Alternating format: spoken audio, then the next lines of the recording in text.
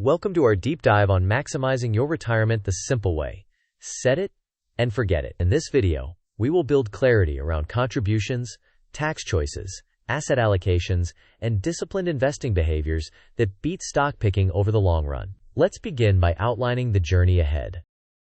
First, we will clarify what you are saving for and how your personal details shape decisions.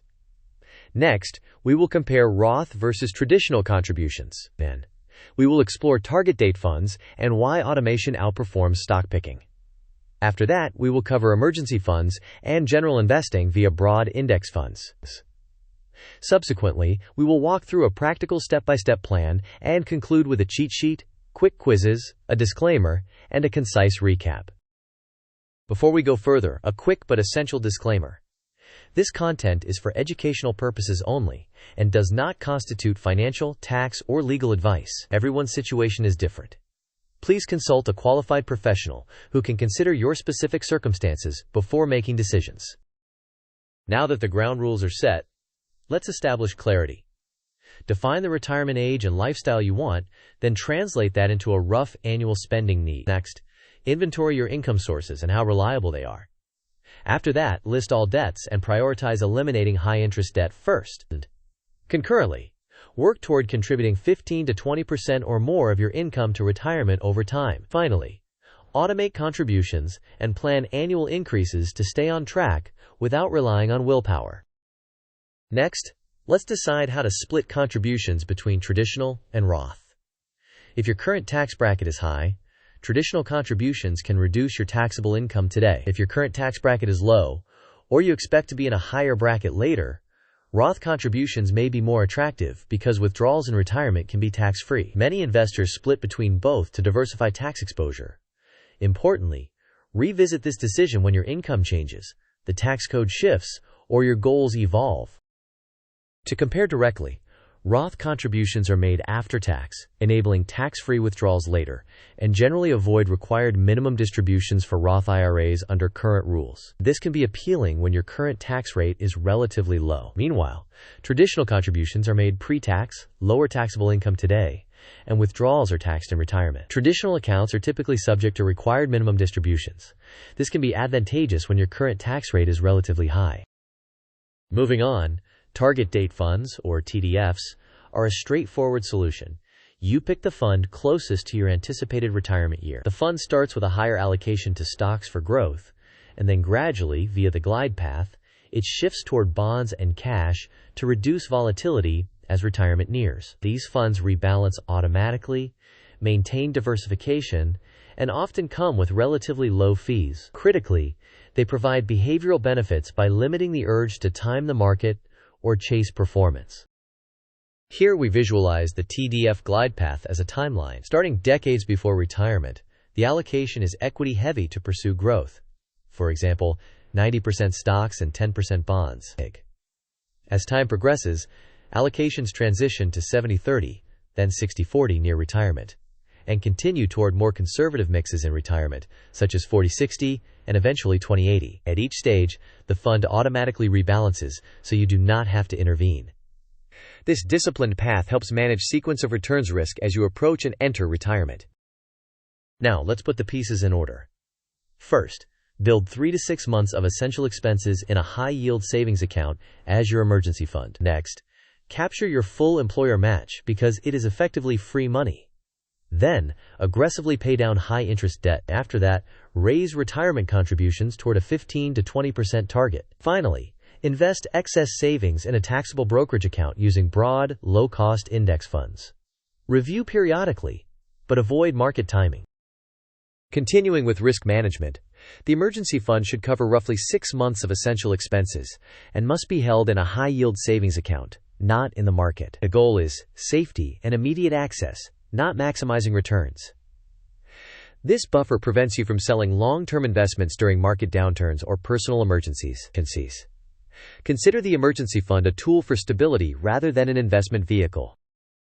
Turning to general investing beyond retirement accounts, Use broad, low-cost total market index funds in your brokerage account. Avoid picking individual stocks and trying to time entries and exits. Keep expense ratios and turnover low to minimize fees and taxes, which can silently erode returns over decades.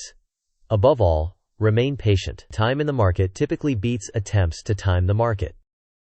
To illustrate, here is a hypothetical allocation for a 30-year-old investor. In practice, your target date fund automatically sets and rebalances these weights. Younger investors typically hold higher stock allocations to pursue growth, while the mix shifts toward bonds and cash as retirement approaches. Regular rebalancing maintains the target allocation without manual intervention. This sequence diagram shows the automated workflow. The investor chooses a contribution rate and a Roth or traditional split. Payroll deductions happen automatically, and the retirement plan deposits funds into the chosen target date fund. The TDF rebalances daily while the market fluctuates. The investor reviews annually without attempting to time the market, and the glide path continues to adjust risk as retirement nears. Now, let's translate all of this into action.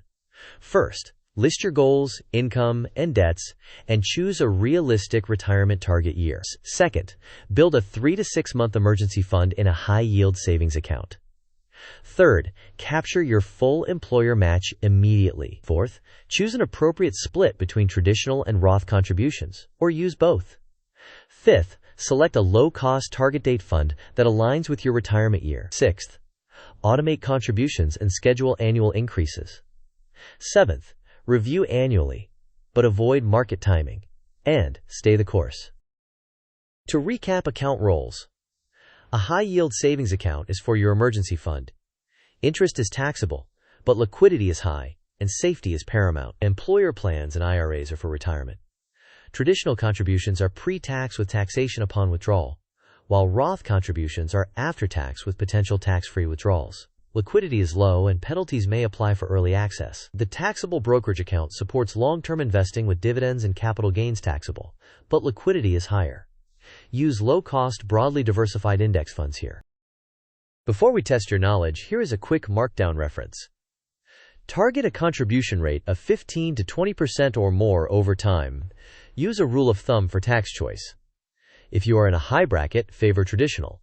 If you are in a low bracket, favor Roth.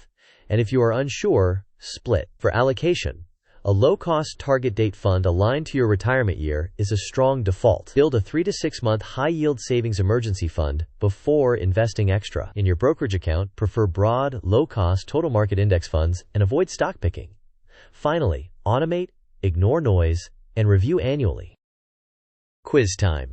Which investor is most likely to benefit from favoring traditional contributions today? Option A. Someone in a low current tax bracket who expects higher taxes later. Option B. Someone in a high current tax bracket seeking to lower taxable income now. Option C. Someone with no income. Option D. Someone with a fully funded emergency fund. You may pause the video now to think about the answer. We will discuss the answer in the next section of the video. The correct answer is B. Traditional contributions reduce current taxable income, which is particularly beneficial for high earners in higher tax brackets. Next quiz. What is the primary advantage of using a target date fund for retirement investing? Option A. Guaranteed market outperformance. Option B. Automatic glide path and rebalancing aligned with your retirement date. Option C. Eliminates all market risk. Option D. Allows frequent timing of the market. You may pause the video now to think about the answer. We will discuss the answer in the next section of the video. The correct answer is B. Target date funds automate the glide path and rebalancing to align with your retirement timeline. They do not guarantee outperformance, and they do not eliminate market risk. Let's consolidate the essentials. Establish clarity around goals, income, debts, and a contribution target. Decide between Roth and traditional using your current and expected tax brackets. Or split for flexibility. Prefer target date funds for low-cost diversification with an automatic glide path and rebalancing. Build an emergency fund and a high-yield savings account before investing extra. Use broad, low-cost total market index funds in taxable accounts and avoid stock picking.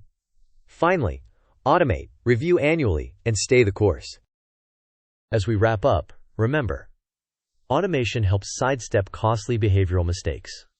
Low costs compound in your favor over decades. Diversification and rebalancing manage risk without micromanagement.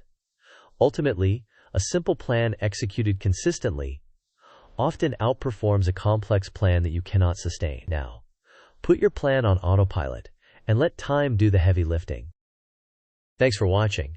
If you found this valuable, please like the video, share it with someone who needs a simpler plan, and subscribe for more. In the comments, tell us your target date fund year or your current strategy. See you in the next video.